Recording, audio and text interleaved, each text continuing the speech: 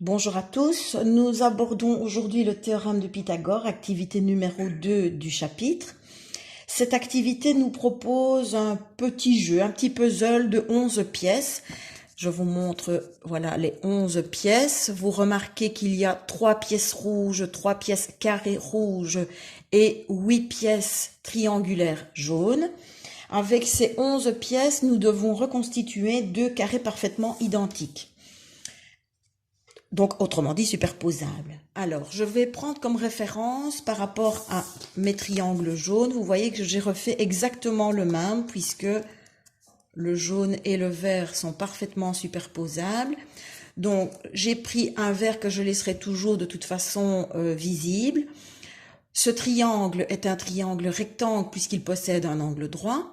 Il est quelconque étant donné que les trois côtés sont de mesures différentes vu que leurs mesures sont A, B et C, respectivement A pour le grand côté du triangle, à savoir le côté opposé à l'angle droit qu'on appelle l'hypoténuse. Donc l'hypoténuse ici mesure A, le petit côté de l'angle droit mesure B et le grand côté de l'angle droit mesure C. Alors, sur base de ces informations, nous laissons donc le triangle visible un peu plus loin. Voilà. Et à l'aide de ces pièces, nous allons reconstituer 2 carrés. Bon, il est clair que, voilà, au visuel comme ça, sur base d'une vidéo, vous aurez peut-être un peu de mal d'imaginer comment on va faire pour reconstituer les 2 carrés. Mais ce que je vous invite à faire, c'est de reprendre votre feuille de cours, quitte à refaire à décalquer les triangles qui se trouvent sur votre feuille, les 3 carrés, vous découpez, vous faites le montage. Donc, vous pouvez toujours marquer une pause sur la vidéo et essayer de le faire par vous-même. Alors, voici ce que ça donne. Je vais mettre sur le côté les triangles. On voit tout de suite qu'il y a un grand carré rouge, un petit et un moyen.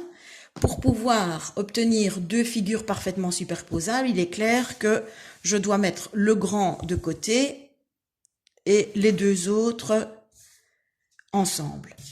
Alors, je vais procéder de la sorte pour... Voilà. Donc, voilà le grand carré et les 2 autres. Je vais maintenant placer, vous voyez qu'ici, à l'aide de 2 triangles rectangles, je reforme un rectangle. Il est clair que je le fais pivoter, je viens le juxtaposer comme ceci.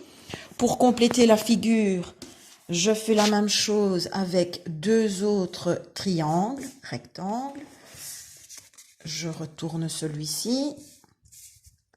Voilà un second rectangle que je viens positionner de cette façon. Alors, on va ajuster un petit peu les figures de façon à obtenir quelque chose de correct. Et voilà notre premier carré. Donc, le second carré, voilà le premier carré, je remonte un petit peu pour que vous le voyez bien. Voilà mon premier carré.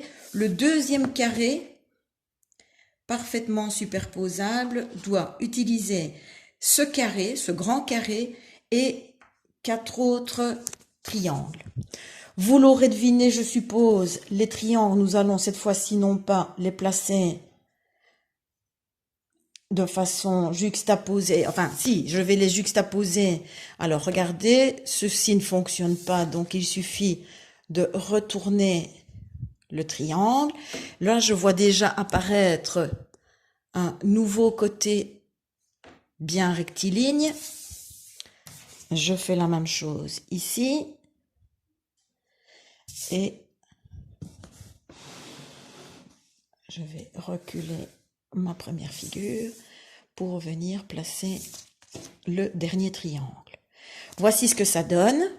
Donc, le grand carré entouré de 4 triangles rectangles qui reforment un carré. Donc maintenant, l'idée, c'est pouvoir justifier que ces 2 carrés sont parfaitement superposables.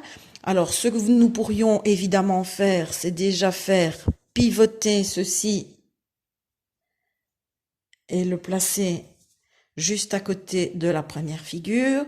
Nous nous rendons compte qu'au niveau des mesures, voilà, comme ceci. Au niveau de la mesure du côté, ça correspond. Donc, le grand carré formé par les deux carrés et mes quatre triangles de droite a parfaitement la même mesure que le carré de gauche, formé par le grand carré et quatre triangles également. Ok. Donc, si ces deux superficies sont équivalentes, je pourrais éventuellement replacer ce grand carré et les quatre triangles. Mais bon, vous vous doutez, éventuellement, je peux mesurer, mais vous vous doutez que si le côté du carré est le même, la superficie est forcément la même. Donc, ce qui veut dire que si nos deux carrés ont exactement la même superficie et que tous deux comportent quatre triangles jaunes, je peux forcément retirer les quatre triangles jaunes de l'un, les quatre triangles jaunes de l'autre et comparer ce qu'il me reste, puisque je viens de retirer exactement la même surface de mes deux superficie initiale. Donc, ce qui veut dire que la superficie restante, à savoir A carré dans l'un et C carré plus B carré dans l'autre, ont la même superficie. Et donc, on en arrive à l'expression A carré est égal à B carré plus C carré.